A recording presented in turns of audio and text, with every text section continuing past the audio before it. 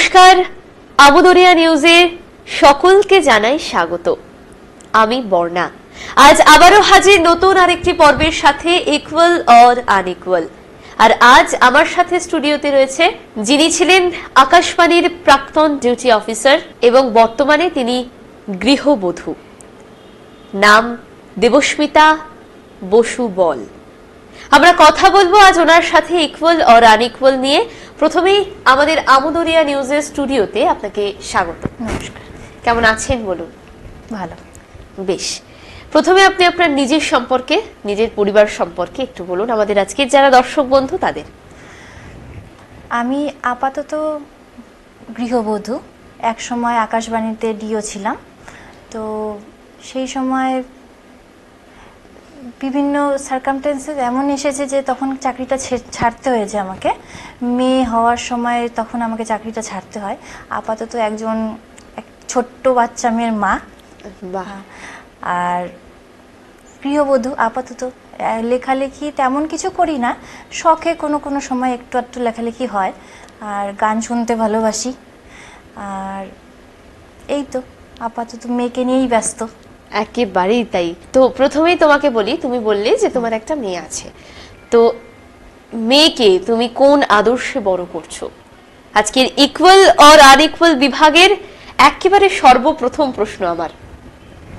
প্রথম কথাই বলি, সবাই যেটা বলে, সবাই যেটা চায় যে মানুষের মতো মানুষ হবে। প্রথম কথাই সেটা, যে সে মানুষের মতো মানুষ হবে।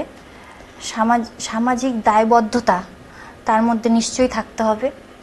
এই সব জিনিসগুলো, যেগুলো বেসিক নিডস যেগুলো থাকে মানুষের একটা, সেগুলো যাতে একজন মানুষের বেসিক নিডস বুঝে উঠতে পারে, সেই আদর্শের উপর বিশ্বাস করেই বড় করতে চেষ্টা করছি। আর আমি মনে করি না যে কোনো বাচ্চাকে ছোট থেকে ধমকে তাকে শাসন করে কোনো কিছু করানো যায়। তাকে ভালোবেসে আমার মনে হয় সেটাকে আরও বেশি করানো যায়। হ্যাঁ, তো আমি সেই আদর্শে বিশ্বাসী। বাহ। আমি ভালোবেসেই মেয়েকে করাতে চাই। এখনো পর্যন্ত আমি একটা নিজের এক্সপিরিয়েন্স শেয়ার করতে চাই। সেটা হচ্ছে, আমার যে বন্ধু বান্ধবের গ্রুপ আছে তাদের মধ্যে তারা আমাকে এখনো জিজ্ঞাসা করে যে তুই তোর মেয়েকে কিভাবে মানুষ করছিস। তো আমি বলি যে আমি তাকে ভালোবেসেই মানুষ করতে চাই। কোনো সময় তার গায়ে হাত দিও না, তাকে ধমকে না, তাকে শাসন করে না, তাকে ভালোবেসেই সবকিছু করাতে চাই। একেবারে তাই। যে কাজটা হ্যাঁ বুকে ঝোঁকে ধমকে হয় ঠিকই, কিন্তু সেটার মধ্যে একটা অসন্তুষ্টি থাকে এবং পরবর্তীতে আমার মনে হয় না সেটা খুব লেন্দি প্রসেসে সেটা কাজ করে। আমার মনে হয় সেটা খুব শর্ট টাইমের জন্যই কাজটা হয়। পরবর্তীতে সেটা আমার মনে হয় না তার গভীরে সেটা গভীর থেকে সেটাকে সে মনে প্রাণে সেটাকে বিশ্বাস করে। একেবারেই তাই। পরেই দিকেই গিয়ে ওই বকা খেতে খেতে, মার খেতে খেতে বেপরোয়া শব্দটা একটা সময় এমন আসে যে তখন সেই খোলা গরু ছাড়া পেলে যেমন হয় বাঁধা গরু, সেই সময়টা এমন একটা সময় আসবে, আমি বিশ্বাস করি সেটা। তখন আর তাকে ওই ধমকে আটকে রাখাও যাবে না, বাধাও যাবে না। তো আমার মনে হয় সেই জায়গা থেকে ভালোবেসে যদি আমরা সেটাকে করাতে চাই, সেটা আরো বেশি লেন্দি হবে। একেবারেই তাই। তো মেয়ে তো এখন খুব ছোট, তারপর যখন একটু বড় হবে, আমাদের সমাজ এই ইকুয়াল অর আনইকুয়াল বিভাগে বসে আজ যখন আমরা কথা বলছি, তো সেখানে পুরুষতান্ত্রিকতার একটা যে ব্যাপার, সেটা কিন্তু এখনো বেশি। অবশ্যই। হ্যাঁ, তারপরে এই ঘটনাগুলো বিভিন্ন রকম ভাবে কিন্তু ঘটে চলেছে। তো সেক্ষেত্রে কোথাও গিয়ে কি একটা ভয় কাজ করে, নাকি সেক্ষেত্রেও কোনো বিকল্প পদ্ধতি আছে যা দিয়ে মেয়েকে বুঝিয়ে সেই জায়গাগুলো থেকে যাতে কখনোই সে পা না দেয়, সেই রকম কিছু একটা করার পরিকল্পনা আছে? দেখো বর্ণা, প্রথমেই বলি, আমি যে বড় হয়েছি সেখানে আমার বাবা মার ভূমিকা বাবা মার থেকে বন্ধুর বেশি। তারা আজ থেকে আমার তো প্রায় 30 বছর হয়ে গেল, তো 30 বছর আগেকার ঘটনা আমি সেটাকে বলছি। সেই সময়েই ধরো তারা এটা বুঝেছিল যে তাকে ধমকে কিছু হবে না, আমাকে ধমকে কিছু হবে না, বন্ধু যদি হতে পারি সেটা আরও বেশি ভালো হবে। তারা সেই সময় থেকেই সেই ব্যবস্থাটা করে এসছে এবং সেই জিনিসটাই আমি আমার বাবা মার কাছ থেকে গ্রহণ করেছি এবং বন্ধুত্বপূর্ণ ভাব এখন থেকেই আমি আমার মেয়ের সাথে শুরু করেছি, যাতে সে, এখন তো সে সবে 4 বছর বয়স, সে আরও বড় হবে, স্কুল কলেজ ইউনিভার্সিটি গণ্ডি পেরোবে, তখন তার বিভিন্ন বন্ধু বান্ধব হবে, যেটা স্বাভাবিক হওয়াটা উচিত। একেবারে। হ্যাঁ, আমি কোনো কিছুতেই আটকাতে চাই না, কিন্তু আমি এটা চাই যে তার মনে যাতে কোনো বাধা বা দ্বিধা না থাকে যে আমি এই জিনিসটা আমি আমার মাকে বলতে পারছি না, কেন বলতে পারছি না। সে যাতে প্রাণ খুলে আমার সাথে সেই যে কোনো বিষয়ে আলোচনা করতে পারে। আমি বলতে গেলে আমি আমার মেয়েকে পুরোপুরি ছুটও দিয়ে দিব, আবার হয়তো কোনো জায়গায় একটা দড়ি হয়তো একটু টেনেও ধরে রাখবো, এইভাবে আমি হয়তো মানুষ করতে চাই। তার পাশাপাশি আমি আমার মেয়েকে এখন থেকেই গুড টাচ ব্যাড টাচ এই জিনিসটা শেখানোর চেষ্টা করছি। যেমন বেশিরভাগ ক্ষেত্রেই গুড টাচ ব্যাড টাচ এটা মেয়েদের ক্ষেত্রেই বেশি শেখানো হয় বা বোঝানো হয়, কিন্তু আমার মনে হয় এটা ছেলেদেরও শেখানো উচিত। একেবারেই। মেয়েরাও যাতে ছেলেদের গায়ে যাতে হাত না দেয়, তাকে জিজ্ঞাসা করে তার গায়ে টাচ না করে, এটাও মেয়েদের শেখানো উচিত। এটা আমি আমার মেয়েকে এখন থেকেই চেষ্টা করছি শেখানোর, যাতে এখানে কিন্তু ইকুয়াল নন ইকুয়ালের ব্যাপারটা আবার চলে এসছে। দেখো, মেয়েদের শুধু কেন শেখানো হবে, ছেলেদেরও শেখানো উচিত। সেই পাশাপাশি মেয়েকেও এই শিক্ষায় শিক্ষিত করে তোলা উচিত যে তুমি একটা ছেলের গায়ে না জিজ্ঞাসা করে হাত দিতে পারো না। একেবারেই তাই, হাত ধরার আগেও পারমিশন নেওয়াটা দরকার। অবশ্যই। তাহলে ছেলেটা বুঝবে যে সে যখন আমার হাতটা ধরতে আমার পারমিশন নিচ্ছে, তাহলে আমারও নিশ্চয়ই পারমিশনটা নেওয়া উচিত। একেবারেই তাই। তাই চ্যারিটি বিগিনস অ্যাট হোম। অবশ্যই অবশ্যই, একেবারেই তাই। এবারে আসি, এখনকার সমাজে নারী এবং পুরুষ তারা কি সব ক্ষেত্রে সমকক্ষ হয়ে উঠেছে, বা সব ক্ষেত্রকে বাদ দিয়েও তারা কি সমকক্ষ হয়ে উঠতে পেরেছে? আপনার কি মত? আমি মনে করি প্রতিটা পর্যায়ে যদি ধরি, এখন দেখো আমাদের তো উচ্চতর পর্যায়ে, মধ্যবিত্ত, নিম্ন মধ্যবিত্ত সব পর্যায়ের মানুষ নিয়েই আমরা সমাজে বাস করছি। আমার বেসিক্যালি নিজের যে নিজস্ব মতামত, সেটা মনে হয় যে প্রতিটা পর্যায়ে এখনও সমতুল্য হতে পারেনি। যেমন ধরো, আমি একটি উদাহরণ দিয়ে বোঝাতে চাচ্ছি। আমরা যদি আজকে সুনিতা উইলিয়ামসের কথা বলি বা নীতা আম্বানির কথাই যদি তুলে ধরি, সেখানে কিন্তু তারা পুরুষদের থেকেও এগিয়ে গেছে, বলতে গেলে তাদের থেকেও এগিয়ে গেছে। সেখানে তারা এগিয়ে গেছে, কিন্তু আজ সেই কাজটাই যদি আমি করতে চাই বা আমার মেয়ে এখন করতে চাইবে বা তার 25 বছর পরে করতে চাইবে, তখন যে পর্যায়ে আমরা বসবাস করছি, যে সমাজে, সেখানে কিছুটা হলেও বাধা আসবে, আমি মনে করি। তাই এখন সেই বাধাটা কাটানোটাই আমাদের সবচেয়ে বড় এখন একটা লক্ষ্য। একদম, একেবারেই তাই।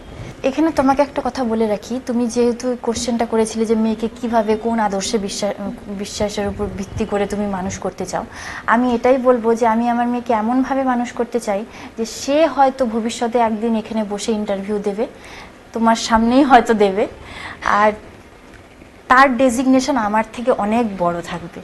একেবারেই তাই, একদম একদম। এখন তো সবে পথ চলা শুরু, ওর মাত্র 4 বছর, আরো দীর্ঘ অনেক পথ চলবে, আর তোমার আদর্শে বড় হলে আশা করছি সে মানুষের মতো মানুষই হবে। একেবারেই।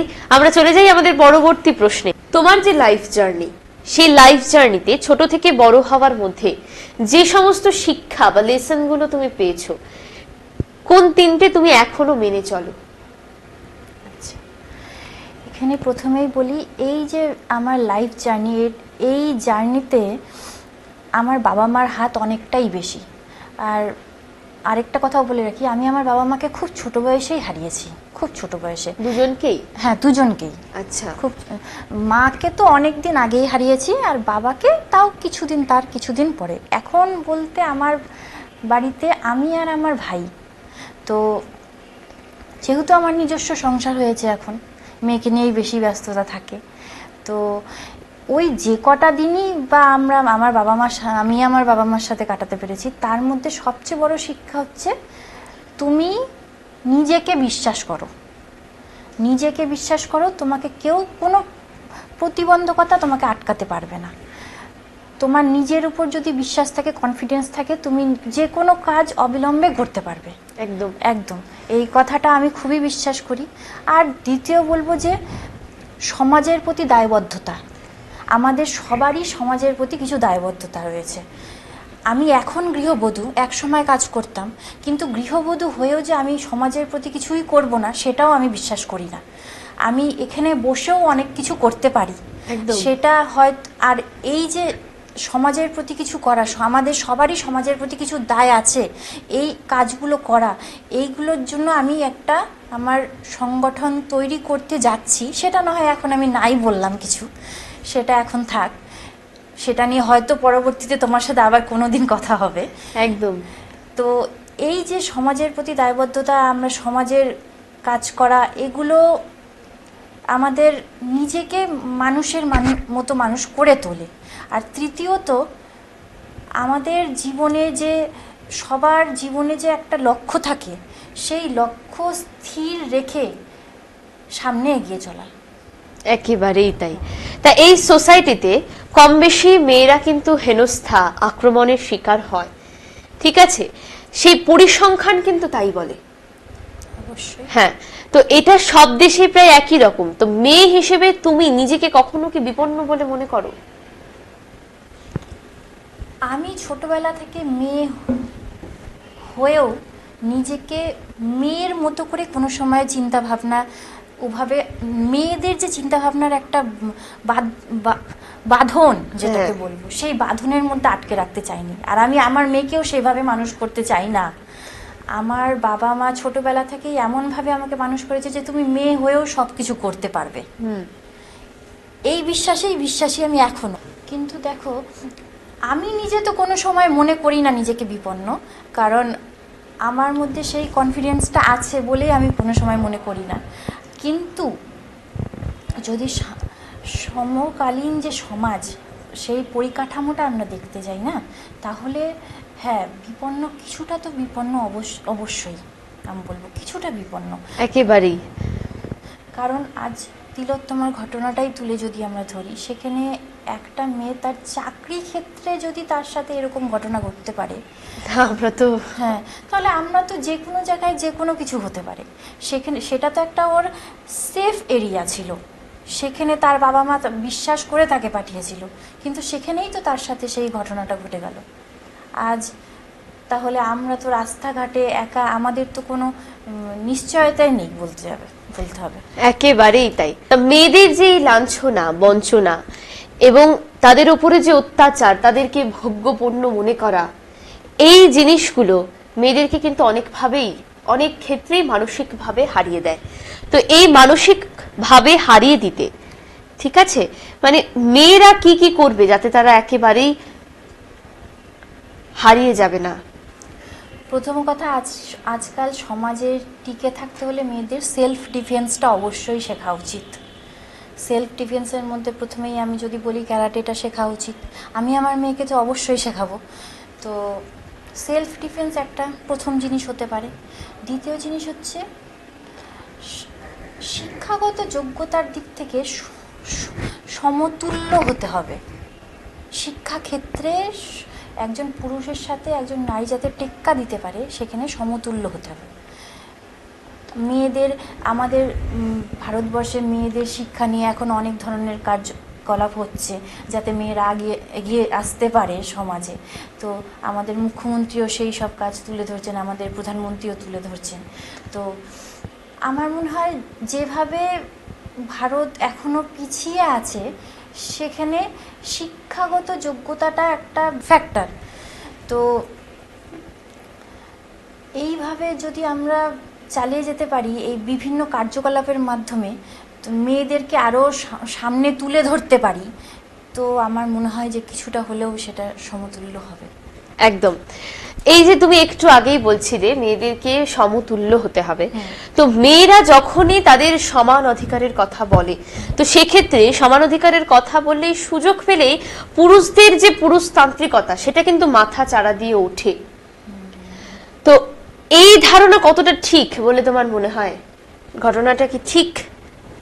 ধারণা কিছুটা হলেও ঠিক, পুরোপুরি বলবো না যে ভুল, কিছুটা হলেও ঠিক। আজ আমি আমার হাজব্যান্ডের কথা বললাম, আমি আমার হাজব্যান্ড এক জায়গায় আছি ঠিকই, কিন্তু কোনো একটা কাজ করতে গেলে, সংসারেরই যদি কোনো একটা কাজ করতে যাই, আমি নিজে ডিসিশন নিতে পারছি না, আমাকে তাকে জিজ্ঞাসা করেই ডিসিশনটা নিতে হচ্ছে। এই যে ধারণাটাই মানে সমাজকে বদলাতে হবে। আমি চাই আজ থেকে 25 বছর পর 30 বছর পর এই ধারণাটা যাতে না থাকে। একেবারেই তাই, মানে সেই যে জিজ্ঞেস করার ব্যাপার, সেই ব্যাপারটা যেন না থাকে, তার পরিবর্তে একটা আলোচনা হতে পারে। হ্যাঁ, একদম। এখনো সেই আলোচনা হয়, আমি বলবো না যে হয় না, একদমই হয় না। এখন সমাজ অনেকটাই লিবারাল হয়ে গেছে, কিন্তু তুমি নিজেকে দিয়েই বুঝতে পারবে বর্ণা, তুমি যখন কোনো একটা কাজ করতে যাবে, তোমাকে তোমার বাবার কাছ থেকে পারমিশন নিতে হবে, অবশ্যই নিতে হবে সেটা। আমি যেহেতু বিবাহিত, আমার হাজবেন্ডের কাছ থেকে পারমিশন নিতে হবে। আমরা কোথাও না কোথাও একটা আটকেই রয়েছি এখনো পর্যন্ত, যতই আমরা নিজেদেরকে বলি আমরা স্বাধীন, কিন্তু ওই পুরুষতান্ত্রিক সমাজ ছাড়া দিয়েই উঠছে এখনো পর্যন্ত। একেবারেই তাই। তা এই যে পুরুষতান্ত্রিক সমাজ থেকে বেরিয়ে শিল্প সাধনার যে জগৎ, সেই জগতে কি এখনো পুরুষদের সংখ্যা অনেকটাই বেশি অনেক ক্ষেত্রে দেখা যায়? তো তোমার কি মনে হয় শিল্প সংস্কৃতির দুনিয়ায় এখনো কি মেয়েদের সংখ্যা কম, নাকি মেয়েদের সংখ্যা বাড়ছে বলে তোমার মনে হয়? না, এখানে বলবো আমার মনে হয় এই সব ক্ষেত্রে, শিল্প সংস্কৃতির ক্ষেত্রে মেয়েদের এখন অনেক সুযোগ বেড়েছে, অনেকটাই সুযোগ বেড়েছে। আমরা যখন ছোট ছিলাম, আজ থেকে 25-30 বছর আগে, তখন যতটা না সুযোগ আমরা পেয়েছি, তার থেকে অনেক বেশি সুযোগ এখন আমার মেয়েরা পাচ্ছে। আজ থেকে 20 বছর পরে আরও বেশি সুযোগ পাবে। এই যে টিভি বলতে, তো আমরা কোনোদিন কল্পনাই করতে পারিনি যে আমাদেরও টিভিতে দেখা যেতে পারে বা কোনো ভিডিওতে দেখা যেতে পারে। আজ সেটা সম্ভব হচ্ছে। আজ থেকে 20 বছর পরে এর থেকে আরও বেশি কিছু সম্ভব হবে। আমার মনে হয় যে এই সুযোগগুলো এখন মেয়েরা অনেক বেশিই পাচ্ছে, আগের থেকে অনেক বেশি পাচ্ছে। একেবারেই। তা এই আলোচনা আমরা শেষ করব, তার আগে তোমায় আমি জিজ্ঞেস করব, এই সময়ের মানে এই যে নতুন প্রজন্মের যারা মেয়েরা, তারা কতটা কুসংস্কারাচ্ছন্ন বলে তোমার মনে হয়? এটা তো যদি আমি নিজেকে দিয়ে বলি, তাহলে যতই আমরা এগিয়ে চলি না কেন, কোথাও না কোথাও মনের কোথাও একটা বেঁধে থাকে। আজ আমার মেয়ে যদি বলে যে মা আমি পরীক্ষা দিতে যাচ্ছি, তখন আমরা বলি বাবা ঠাকুরটা একবার প্রণাম করে যাও। ঠিক আছে, ঠাকুর প্রণাম করে গেল। এবার এই যে ঠাকুর প্রণাম করে গেলেই যে পরীক্ষাটা আমার ভালো হবে, এই ধারণার থেকে এখনো আমরা বের হতে পারিনি। নিজের উপর বিশ্বাস থাকাটা সবচেয়ে বড়, সবচেয়ে জরুরি। আর এই নিজের উপর বিশ্বাস যতদিন না আসবে, ততদিন আমরা কুসংস্কার থেকে বের হতে পারবো না। তো আমি বলবো নিজের উপর বিশ্বাস করো আর এই কুসংস্কার থেকে বেরিয়ে এসো। তার মানে উনি বলছেন যে এখনো কিন্তু মানে এই নতুন প্রজন্মের নারীরা একেবারেই কিন্তু কুসংস্কার মুক্ত হয়নি। খুব কম পার্সেন্টেজটা হয়তো খুব কম যারা কুসংস্কার মানে না। বেশ, আমরা অনুষ্ঠান শেষ করব একেবারে শেষ পর্যায়ে শেষ প্রশ্ন দিয়ে। আপনি যেখানে পৌঁছেছেন বা তুমি যেখানে পৌঁছেছো, সেই জার্নিতে মেয়ে হিসেবে অনেক অভিজ্ঞতা কিন্তু তোমার হয়েছে। অবশ্যই। হ্যাঁ, তো আগামী প্রজন্মকে তোমার অভিজ্ঞতা থেকে 3টে পরামর্শ দাও, যেগুলো তাদের আগামী জীবনে এগিয়ে যেতে সহায়তা করবে। প্রথম কথাই বলবো যে যে কোনো পরিস্থিতিতেই হোক, নিজের পড়াশোনাকে কোনো সময় আন্ডার এস্টিমেট করবে না, নিজের শিক্ষাকে কোনো সময় আন্ডার এস্টিমেট করবে না, নিজেকে কোনো সময় আন্ডার এস্টিমেট করবে না। আমি এটা পারবো না, আমি কি এটা পারবো, সেটা এই ভাবনা কোনো সময় আনবে না। আমি পারবো, কেন পারবো না, আমি ছাড়া কেউ পারবে না, এই কনফিডেন্স রাখতে হবে। যেটা আমি নিজের জার্নি থেকে বুঝেছি, নিজে যেটা ভুল করেছি। আরেকটা কথা বলবো, সেটা হচ্ছে আজকালকার মেয়েদের, এখন 90% মেয়েরাই নিজের পায়ে দাঁড়িয়েছে, সবাই স্বাধীন, অর্থনৈতিক দিক থেকে সবাই স্বাধীন, বলতে গেলে 90% মেয়েরাই স্বাধীন। কিন্তু এখনও কোথাও না কোথাও 10% মেয়েরা এখনও সেই জিনিসটার থেকে বঞ্চিত রয়েছে। এটা যদি 100% করতে পারি, তাহলে আমার মনে হয় যে আমাদের সমাজ আরও এগিয়ে যাবে। তো অর্থনৈতিক ক্ষেত্রে স্বাধীনতা অর্জন করা, এটা সবচেয়ে বড়। এই জিনিসটাকে মনের মধ্যে গেঁথে নিতে হবে যে আমি ফাইন্যান্সিয়ালি ইন্ডিপেন্ডেন্ট হব। একেবারেই তাই, একদমই। আর নিজের প্রতি আত্মবিশ্বাসটা, একদম নিজের প্রতি আত্মবিশ্বাস রাখা তো সবচেয়ে জরুরি। একেবারেই তাই। ভীষণ ভালো লাগলো তোমার সাথে কথা বলে, অনেক অনেক ধন্যবাদ। তবে একটু আগে যে বিষয়টা তুমি স্কিপ করে গেছিলে, সেই বিষয়টা একটু জানতে চাই, ভবিষ্যতে কি করার ইচ্ছে রয়েছে? ভবিষ্যতে এখন তো আমি হাউসওয়াইফ, আমার ডেজিগনেশন কি, এখন আমি হাউসওয়াইফ। এখন কেউ বলবে না যে প্রাক্তন ডিও ছিল, সে কবে ছিলে তুমি সেটা এখন কেউ দেখতে আসবে না। একেবারেই। তো এই হাউসওয়াইফ থেকে আমার মতো তো অনেক হাউসওয়াইফ আছে, বেশিরভাগ সময়টা এখন আমার মেয়েকে নিয়ে কেটে যাচ্ছে, কিন্তু মেয়েকে নিয়ে কাটার পরেও কোথাও একটা খালি জায়গা থেকে যাচ্ছে, যেটার জন্য আমি নিজের জন্য কিছু করতে চাই। আমার মতো অনেক মহিলারা আছে যারা বাড়িতে থেকেও কিছুটা সময় হলেও মানে তারা কাজে নিয়োজিত হতে চায়। তো এরকম কিছু একটা আমি করতে চাই ভবিষ্যতে, যেখানে আমার মতো মহিলাদের দিয়েই সমাজের বিভিন্ন ধরনের কার্যকলাপ হবে। একদম, একেবারেই খুব সুন্দর। অনেক অনেক শুভ কামনা তোমার এই ইচ্ছে যেন একদম পূরণ হয়। আর নিজেকে বারবার করে যে হাউস ওয়াইফ কথাটা বলছো, বা তোমার ডেজিগনেশন এখন গৃহবধূ, তো এই গৃহবধূ দেবস্মিতা বসু বল সারাদিনে কত ঘন্টা কাজ করে? একজন ওয়ার্কিং উইমেনের থেকে বেশি না কম? অবভিয়াসলি বেশি, আমার যা ধারণা। আমার মনে হয় আমি দিনে 6 থেকে 7 ঘন্টা, 6 ঘন্টাই ঘুমোই, 6 ঘন্টা বাদে সবসময়ই কাজ করছি। তাহলে কে এগিয়ে, যে গৃহবধূ সে নাকি যে ওয়ার্কিং উমেন সে? দেখো, এই কথা তুললে তো এখন বিশাল বড় ঝড় উঠবে। আমি বলবো যে এখন যদি বলি যে না গৃহবধূরাই এগিয়ে, কিন্তু গৃহবধূরা এগিয়ে বললে হবে না তো, শুধু সেটাকে সমাজকে মানতে হবে। সমাজ এখনো কোনো দিক থেকেই সেটা মানতে রাজি নয়। একেবারেই তাই। ওয়ার্কিং উমেনরা এবার এসে বলবে যে আমরা অফিস সামলাচ্ছি, তারপর গিয়ে আবার বাড়ি সামলাচ্ছি। হ্যাঁ, কিন্তু গৃহবধূরা না থাকলেও যেন কোথায় গিয়ে সংসারটাই হারিয়ে যাবে। একেবারেই তাই। তোমার যে স্বপ্ন তুমি দেখেছো সেটা সফল হোক এই আশাই করি, ভগবানের কাছে এই প্রার্থনাই করি। আজ তবে আমাদের এই ইকুয়াল অর আনইকুয়াল বিভাগে যে পর্ব আমরা আজ শেষ করছি। আমাদের সঙ্গে ছিলেন দেবস্মিতা বসু বল, ওনার সাথে কথা বললাম, শুনলাম ওনার নিজের জীবনের কিছু অভিজ্ঞতা, ওনার অভিজ্ঞতা দিয়ে উনি যা বললেন তা আমরা শুনলাম। আমরা অবশ্যই আবারও ফিরে আসবো পরবর্তী কোনো এপিসোডে অন্য কোনো অতিথির সাথে। ধন্যবাদ।